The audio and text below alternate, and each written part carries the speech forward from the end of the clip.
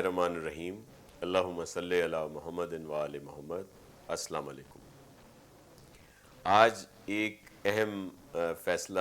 کیا گیا ہے جو بڑا مشکل فیصلہ بھی ہے، بڑا دقت طلب بھی ہے، لیکن بحالت مجبوری آپ سب کے بچاؤ کے لیے، اس مہلک وائرس سے بچانے کے لیے یہ اقدامات اٹھانے پڑے ہیں، اور حکومت سندھ تمام مکاتب فکر کے علماء کرام کی شکر گزار ہے جنہوں نے متفقہ طور پر اس بات کا اعلان کیا کہ اگر حکومت طبی بنیادوں پر نمازیوں کی تعداد پر کوئی پابندی لگائے تو عوام کو اس پابندی پر عمل کرنا چاہیے۔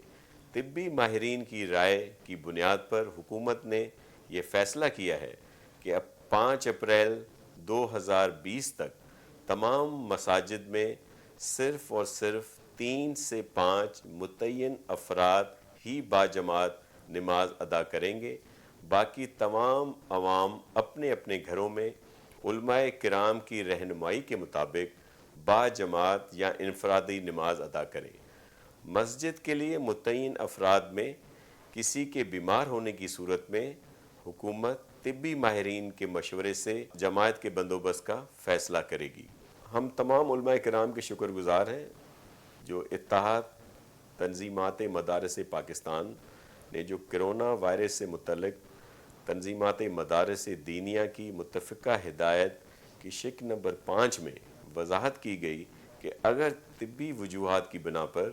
حکومت نمازیوں کی تعداد پر کوئی پابندی عائد کرے یا کسی خاص عمر کے مسلمان کو مسجد میں جانے سے منع کرے تو شرعاً وہ معذور سمجھے جائیں گے۔